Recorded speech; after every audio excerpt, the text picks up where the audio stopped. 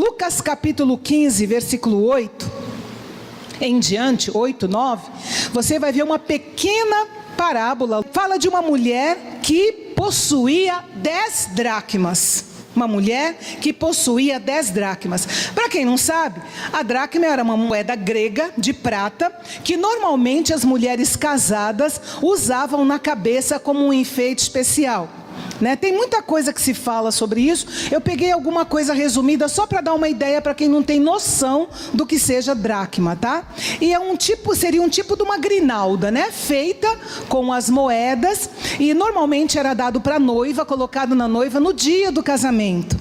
E alguns dizem até que perder uma dessas moedas poderia significar infidelidade no casamento. Essas moedas, essas dracmas, elas seriam como a aliança de casamento que nós recebemos, Um compromisso. Estava ali dito que a mulher era compromissada. Então, cada uma dessas dracmas era muito importante para a mulher que a possuía. Então, nós vamos falar a respeito dessas dracmas da família. As 10 dracmas da família.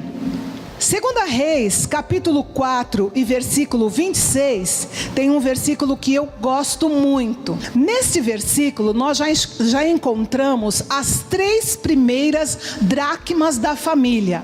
A primeira dracma é você mesmo. Porque muitas vezes, isso é uma falha, especialmente das mulheres. A gente se envolve em agradar demais os outros na família e a gente esquece da gente mesmo. A gente esquece que a gente precisa amar a nós mesmos, conservar a nossa autoestima, rever a nossa autoaceitação, tudo aquilo que se refere ao nosso bem-estar. Ser uma pessoa de alma curada, ser uma pessoa bem resolvida é extremamente importante para o bem-estar da nossa casa. Talvez esse seja um valor, porque isso é muito valioso, que esteja perdido dentro da sua casa. O fato de você não se valorizar o suficiente para que você esteja bem para se relacionar com a sua família.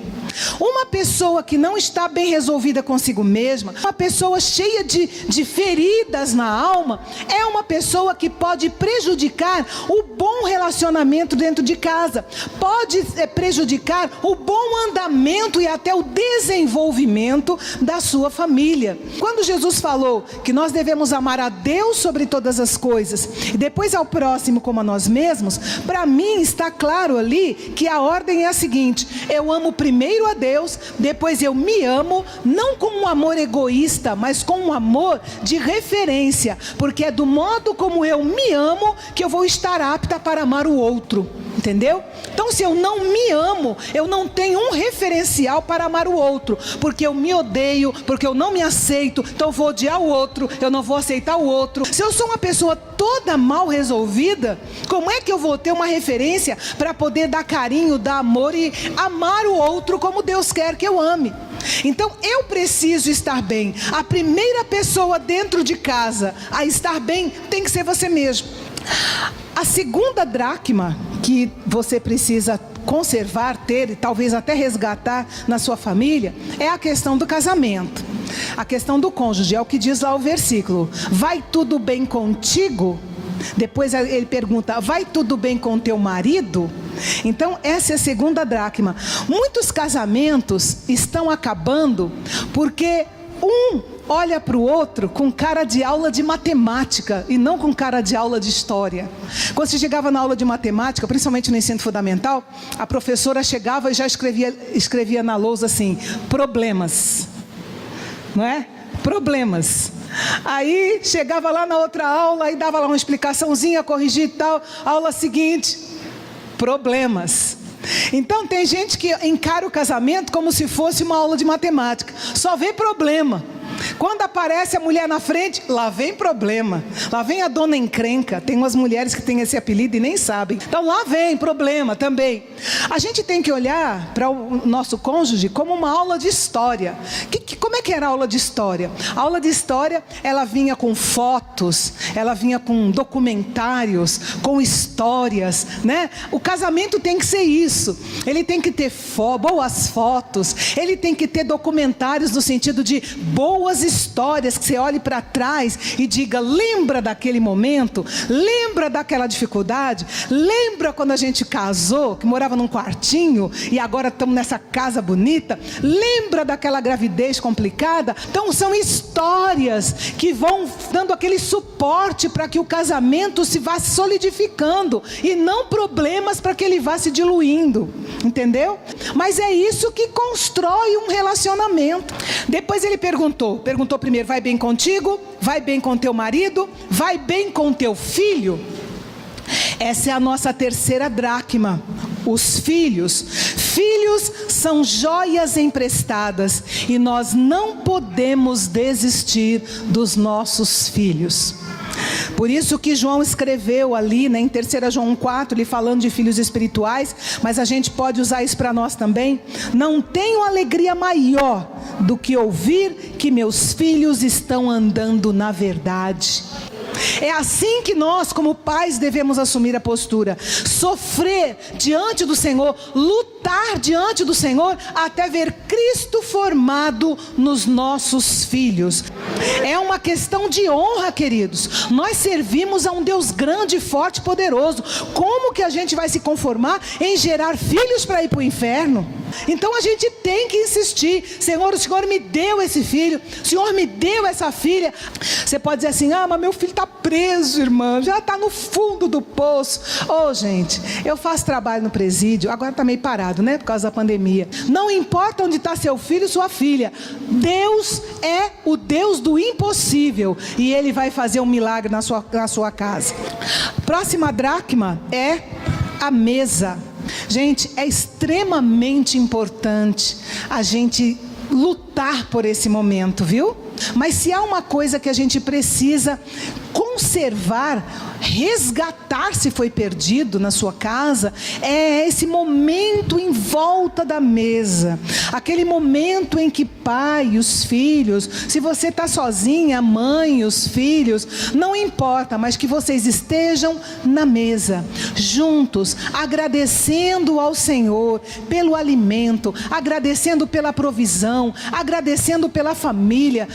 Deus é um Deus que valoriza esse momento de refeição juntos, porque isso significa comunhão, significa um olhar no olho do outro. Isso é importante. Mas tudo que a gente pode resgatar, tudo que a gente pode segurar, tudo que a gente pode implantar para que a nossa família tenha um comportamento de uma família unida, que possa olhar um no olho do outro, que possa ser organizado, que possa ser limpo, que a gente possa clamar a presença de Deus, nós precisamos fazer. A gente tem que investir, nem que for uma vez por dia. E quem não pode, mas é só final de semana, então tá, pelo menos no final de semana, faça isso, porque o Senhor vai abençoar. É nesse momento de união, de comunhão, na hora da comida, que o Senhor também ordena a bênção e a vida para sempre no seu lar. Nossa próxima dracma é comunicação. Tem gente que o nível de comunicação é assim: senta junto, parece que está comunicando bem, né? Mas não está não, está falando do outro, está falando do pastor, está falando do pastor, está falando da igreja, está falando do irmãozinho lá do canto, está falando do outro. A comunicação é assim, a vida é falar da vida do outro, entendeu? Aí tem um outro nível que é melhor um pouquinho, que é o nível quando a pessoa comunica os pensamentos, não é isso? Então a pessoa tem liberdade nessa comunicação, ela tem liberdade de dizer o que ela pensa. Mas a verdadeira comunicação, que eu chamei de nível 1, é a comunicação onde você pode falar não apenas os seus pensamentos, mas também os seus sentimentos. Quando você pode abrir o coração para o outro. Quando você pode dizer, por exemplo, que eu estou magoada, eu não gostei do que você falou, sabe? Eu estou feliz porque aconteceu uma coisa que aparentemente é boba, mas me deixou feliz, e aquela pessoa que está me ouvindo, ela não vai me ridicularizar por causa daquilo, do sentimento que eu expressei. A outra dracma é a dracma que eu chamo aqui de reunião, com cuidado da minha família. com os cuidados que eu preciso ter com as pessoas próximas que Deus me deu para estar perto de mim. Porque às vezes nós temos a tendência de tratar melhor as pessoas de fora do que as pessoas de dentro de casa. A gente tem tendência a cuidar melhor, dar mais atenção às pessoas que são de fora do que às pessoas que são de casa. Se nós não cuidarmos, diz o versículo, se nós não cuidarmos dos nossos, nós somos piores do que o incrédulo e ainda negamos a fé. E uma outra coisa, eu coloquei o nome reunião, porque é uma outra coisa que eu gostaria de estimular você a resgatar na sua casa. É difícil, mas não é impossível. É você resgatar um momento na sua família em que vocês estejam juntos para ler um trecho da palavra de Deus e orar. Isso reforça os laços familiares. Isso quebra a barreira entre pai e filho, quebra a barreira entre casais. Não tem como ficar de bico um com o outro diante da palavra de Deus e da oração. Eu sempre digo que nós temos 3 altares na nossa vida. O altar particular, que é outro que anda criando teia de aranha, que tem gente que tem tempo para tudo, menos para ter um tempo com Deus a sós, né? Então é o altar particular, que nós não podemos deixar criar teia de aranha. É o altar na igreja, que é esse que nós estamos aqui, que nós também não podemos deixar criar teia de aranha. Tem que estar sempre aqui, oferecendo o nosso sacrifício santo, vivo, agradável ao Senhor. E o altar da família. Nós precisamos ter um altar em família. Então ore a Deus para que a partir de hoje você resgate esse valor, para que a sua família, o Senhor tenha prazer em estar na sua família. Outra dracma é a dracma da responsabilidade. E aqui eu quero falar uma coisa muito simples, muito simples. Nós temos vários problemas familiares, nós temos casais se divorciando, nós temos filho contra pai, pai contra filho, um verdadeiro ziriguidum dentro de casa. Sabe por quê? Por causa da falta de responsabilidade. Se cada um cumprisse o seu papel, as famílias não estariam do jeito que estão. E nós precisamos resgatar isso. Por isso que eu coloquei ali uma imagem de uma bicicleta com 3 ou 4 selinhos, né? Então preste atenção. Numa família, quem vai na frente é o marido, está na Bíblia. O marido é o cabeça da casa. Ele tem a grande responsabilidade de dirigir a família, de orientar a família. Ele é que pega na frente, no pesado. Atrás dele, como co-líder, vem a sua esposa. Ela não é menor do que ele, ela só tem um outro tipo de tarefa, que é complementar à tarefa dele. Por isso que ela é uma co-líder, ou ela exerce um trabalho de submissão, ou seja, ela trabalha junto com ele. Sem o apoio dela, ele não consegue atingir o objetivo dele. Então os dois estão ali para fazer essa bicicleta andar, tá? Atrás vem um filho, depois outro filho, e todo mundo junto, cada um fazendo a sua parte. Vai haver um percurso tranquilo e leve para todo mundo. Por que eu estou dizendo isso? Quando o marido não assume a responsabilidade dele, alguém tem que assumir, porque essa bicicleta tem que andar. Alguém tem que assumir. E tem marido que está deixando de uma forma muito mansa e tranquila, a esposa troca de lugar com a esposa, entendeu? Ela vai na frente dirigindo a bicicleta e ele vai atrás só na manha, dando uma pedaladinha, entendeu? Mas isso aí não é o ideal. Então, quando o marido não assume a posição dele, a mulher fica com uma sobrecarga que não é dela. Quando a mulher não assume o papel dela, o marido fica sobrecarregado, porque há coisas que só a mulher faz. Quando os filhos não honram e não respeitam os pais, não obedecem e não respeitam os pais, a situação fica difícil para os dois lá na frente também, porque os filhos acabam sendo um peso. essa é uma dracma que talvez esteja perdida dentro de casa. Nós precisamos trazer o controle de volta para a nossa mão, como pais. Nós não podemos abrir mão disso. Como, irmã, que eu vou fazer isso? Ore a Deus, peça autoridade. É a autoridade do Senhor que a gente precisa buscar, para que todo mundo cumpra o seu papel, todo mundo tenha a sua responsabilidade, para que a família flua, ande, cresça, desenvolva no Senhor. Mais uma dracma é a tolerância. Agora, na época da Covid, né? Muitos casais se separaram, muitos filhos se rebelaram, aconteceu uma série de coisas ruins em muitas famílias por conta da falta de tolerância.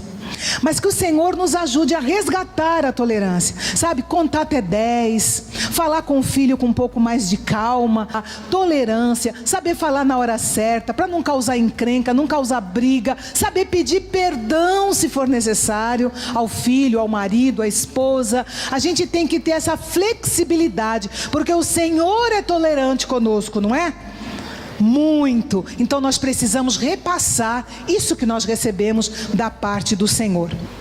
Outra coisa que também precisa ser resgatado, né, nas famílias, em muitas famílias, são as pequenas atitudes.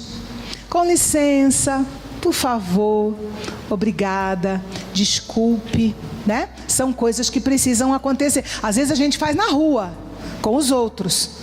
Tropeça numa pessoa, ai, desculpa. A gente tem que ir, né, treinando para dentro de casa, a gente ser tão dócil quanto a gente é na rua, né, gente? Vamos treinar isso, vamos resgatar isso dentro de casa, principalmente quem tem filho pequeno. Deus te abençoe, porque ainda dá para você ensinar. Quem já tem filhos grandes, adolescentes e tal, já é um negócio mais complicado, mas nada está perdido. Ainda é tempo de resgatar os bons costumes dentro de casa.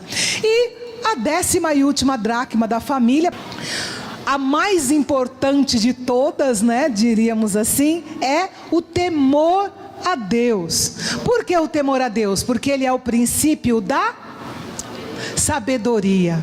Nós precisamos resgatar o temor a Deus, falar com os nossos filhos sobre o temor a Deus. O marido tem que ter temor a Deus para ele não abusar da mulher. A mulher tem que ter temor a Deus para não ser abusada dentro de casa também, fazer o que não precisa fazer. Os filhos têm que ter temor a Deus para amar, respeitar os pais. Isso é uma bênção na sociedade. Temor a Deus. Essas são as 10 dracmas da família que eu coloquei aqui. Aí o que aconteceu com a mulher da nossa história?